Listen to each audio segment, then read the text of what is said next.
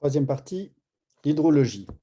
Alors l'hydrologie, c'est une question de climat et de géologie, hein. C'est un reflet à la fois du climat dans son interaction avec la géologie, et ça va nous amener à évoquer les fleuves, les lacs, les plaines inondables, et même brièvement le changement climatique, mais tout cela de manière assez synthétique, vous allez voir.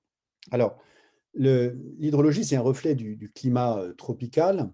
On a des régimes fluviaux, hein, qui sont plus ou moins contrastés, plus ou moins complexes.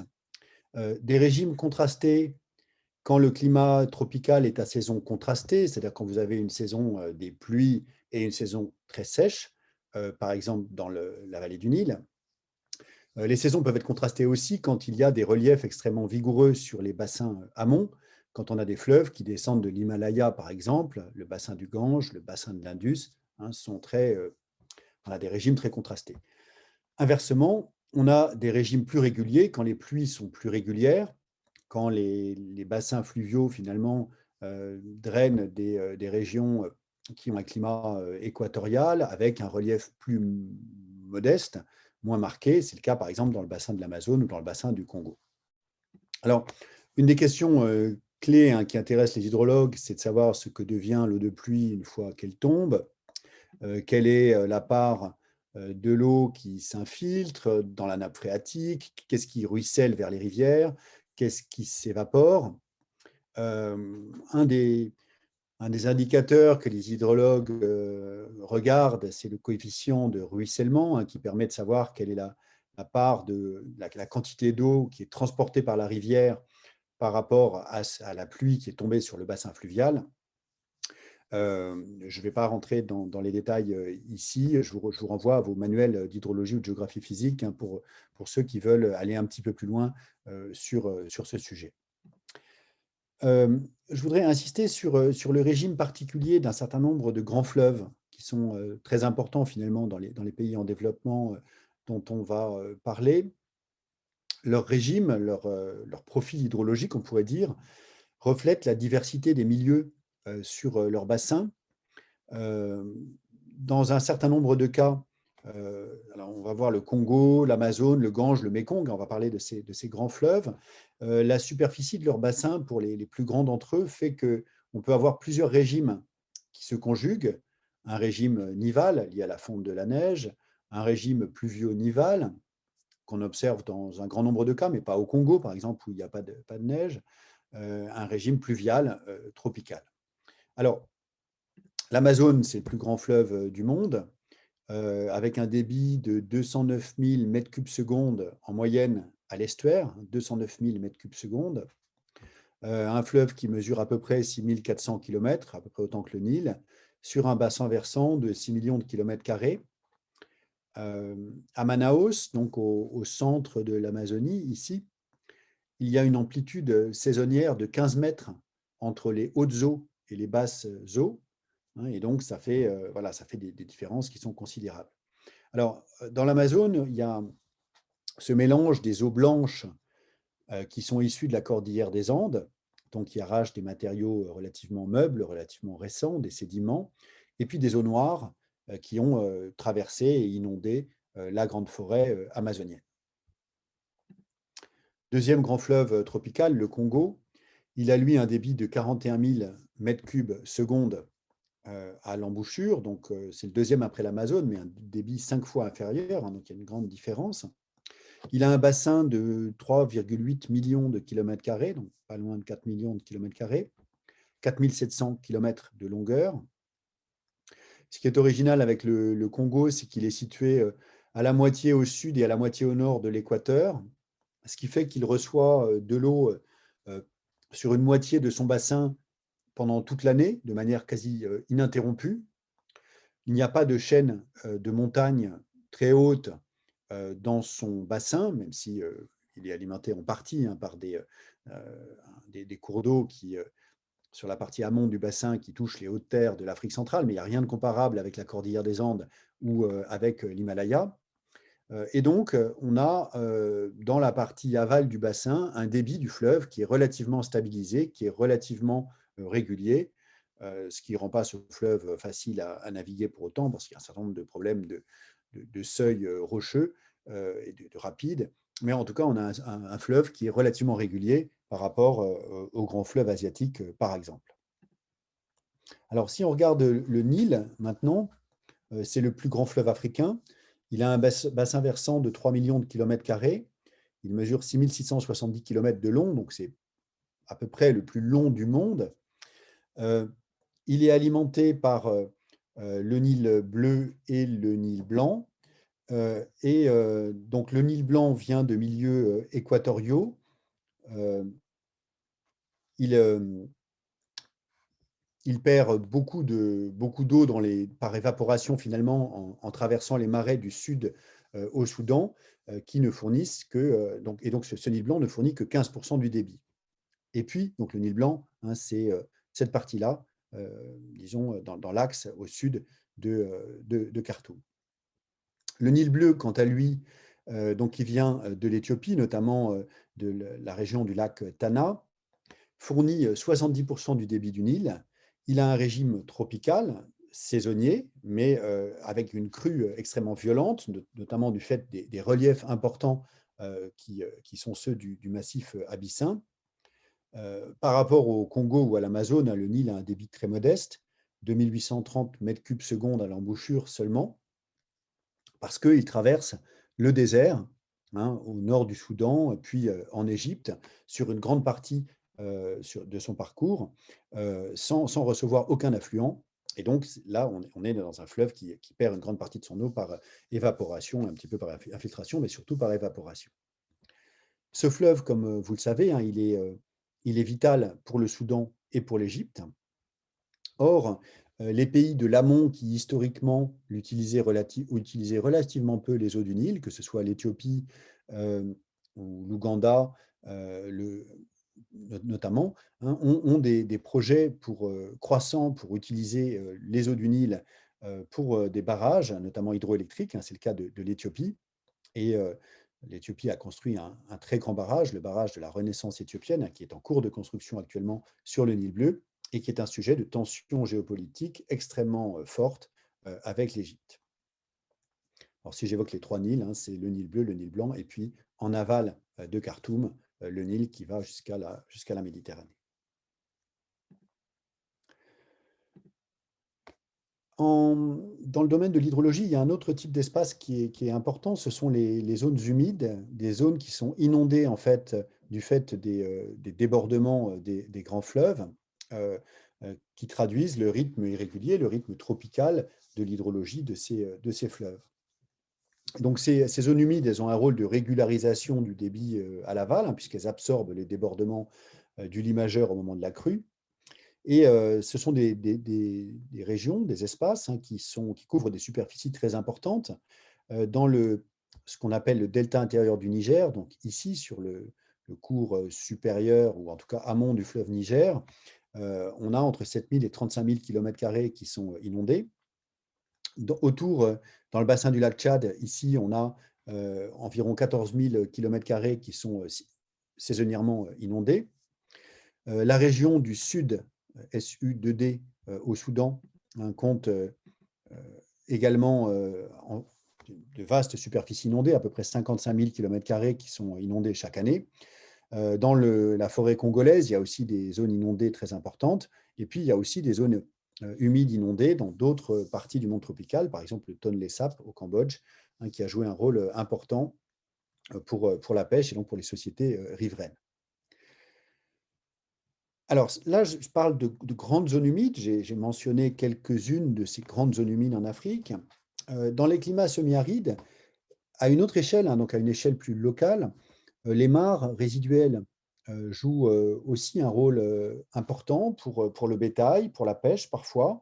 Elles peuvent permettre de maintenir de l'élevage dans des zones qui ne reçoivent pas d'eau pendant toute la saison sèche jusqu'à l'année suivante.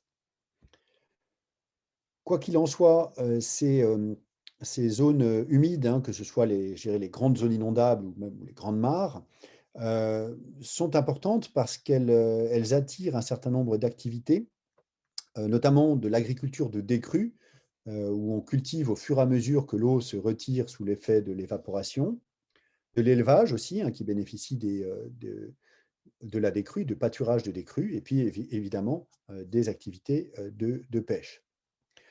Plus l'écart entre la crue et les espaces de décrue sont importants, plus ces activités sont importantes aussi. C'est-à-dire, en fait, on pourrait considérer que, on utilise ce terme d'habitude en géographie littorale, mais le, l'estran, hein, l'estran, c'est l'espace qui est couvert et découvert par la marée. Et bien là, l'espace qui est couvert et découvert par la crue, plus il est important, en général, du fait de reliefs qui sont très, très doux, très, très peu marqués, eh bien, plus on a des espaces importants qui polarisent des activités d'agriculture, d'élevage et de pêche.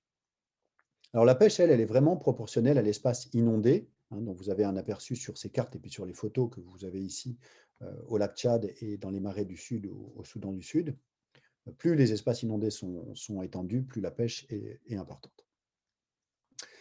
Alors, un cas particulier est fourni également par les lacs tropicaux. Ils présentent une extrême variabilité qui reflète finalement celle du climat. Et là, je voudrais vous développer un petit peu l'exemple du lac Tchad. Dans les années 60, le lac Tchad, donc au cœur du Sahel, hein, avait 25 000 km² en eau, donc une superficie de 25 000 km² d'un seul tenant. C'est la carte que vous avez ici. Et puis, en mai 1985, il n'y avait plus que 1500 km² d'eau en face du delta du Chari, qui est la rivière qui l'alimente, hein, la rivière principale qui l'alimente, au terme de périodes de sécheresse. Hein, les décennies 70 et 80 ont été des périodes de sécheresse très fortes dans le Sahel. En 2013, et si on avait une photographie ou une carte faite à partir d'images satellites contemporaines, on aurait sans doute la même chose. On a environ 14-15 000 km² qui sont en eau. Alors, qu'est-ce qui explique une telle variabilité finalement des espaces inondés? C'est qu'en fait, on a un lac qui est très peu profond. Il fait 3 mètres de profondeur au maximum. On a un lac qui est situé sur le 13e parallèle, donc qui est soumis à une très forte évaporation, tout simplement. Et puis, on a un lac qui bénéficie d'apports irréguliers qui viennent principalement du système Chari-Logone qui arrive ici, qui l'alimente en eau. Donc, quand la crue est importante, quand les apports en eau sont importants, le lac se remplit beaucoup.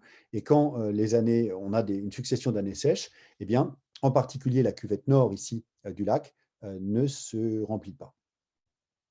Alors, ce lac Tchad accueille des écosystèmes extrêmement productifs et fertiles pour les sociétés humaines qui y vivent. D'une part, ce sont des zones qui sont très importantes pour la biodiversité, qui sont très productives en poissons.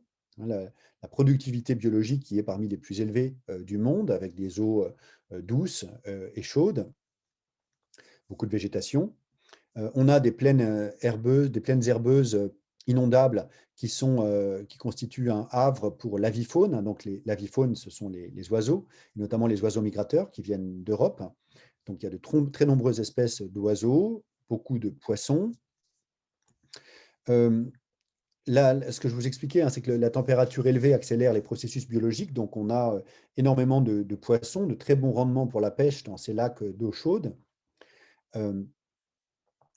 Et puis, alors, ce que vous pouvez retenir aussi, hein, c'est que la réduction de la superficie inondée dans les périodes sèches ou moyennement sèches, comme la période actuelle, n'est pas mécaniquement défavorable aux sociétés humaines, parce qu'en fait, si les superficies qui sont couvertes et découvertes par la crue, puis par la décrue, sont plus étendues, eh bien, on a des espaces plus importants pour pratiquer ces cultures de décrue. Vous voyez sur la photographie en bas à droite des patates douces.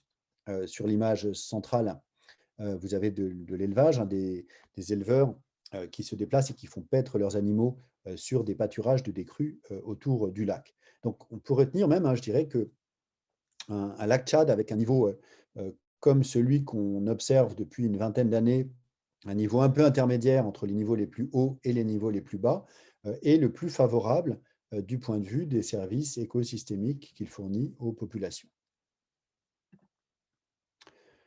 Un aperçu pour finir sur les effets du changement climatique sur l'hydrologie dans les pays qui nous intéressent. Alors, premier effet, hein, c'est l'augmentation de la température.